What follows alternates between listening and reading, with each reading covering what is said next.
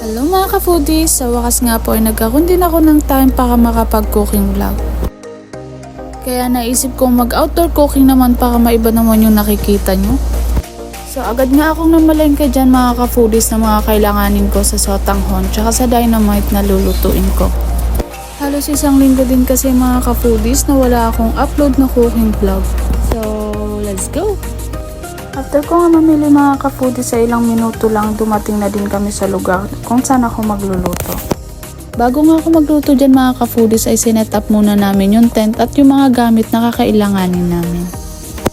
Napansin ko nga yung ilog na madumi pa din hanggang ngayon dahil sa nagdaang bagyo. Tapos yung asong to, hindi ko alam kung makikyutan ba ako, matatakot ako kasi nakangiti siya sa akin. Pagkatapos nga namin i-set up yung tent ay pinasok na din namin yung mga gamit na kailangan namin. Nakakatuwa nga nung araw na to kasi sumang-ayon sa akin yung langit at hindi umulan. So ayun, hinanda ko na nga din agad dyan yung mga kakailanganin ko sa lulutuin kong sotanghon. Hello kalabaw! So ayun, hiniwa ko na dyan yung mga sibuyas at bawang na kakailanganin ko sa paggisa. Habang naghihiwa nga muna tayo dito mga ka-foodies ay mag-story time muna ako sa inyo. So itong lugar na to mga ka-foodies ay maraming pumupunta dito para tumambay, magpahangin at magmerienda. Dati nga po ay maraming nagbebenta dito ng mga milk tea, ng mga burger, siomai, ganon. So kaya marami din pumupunta dito o tumatambay kasi nga maraming street foods tsaka mga tao na namamasyal. Tapos ang kwento nga po sa akin ay marami ding naliligo dito.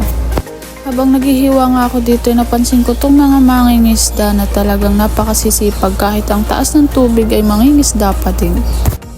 So ayun nga po, nung unang punta ko dito mga ka-foodies ay may nakakwentuhan ako na matanda. Kakamadali ko nga niyang araw na yan ay nakalimutan ko magdala ng sandok kaya ang dala ko niyan ay pang pasta. Pero kayang-kaya naman natin yan mga ka-foodies, hanggat nakakapaghalo ay magagamit naman natin siya. So ayun, ituloy ko na yung kwento ko mga ka-foodies at baka mainis na kayo sa akin. So ayun nga po, nung unang punta ko dito ay may nakakwentuhan akong matanda at sabi niya ay marami daw naliligo dito. So marami nga daw naliligo dito na mga kabataan, mga matanda, ganon. After nila tumambay or mag food trip, ganon, maliligo daw sila dito sa ilog. So ayun, nakasanayan nga nilang maligo na sa ilog, lalo na yung mga malalapit yung bahay dito na nakatira. Hanggat sa pinagbawalan daw sila na maligo na sa ilog na to kasi tumataas na daw yung tubig.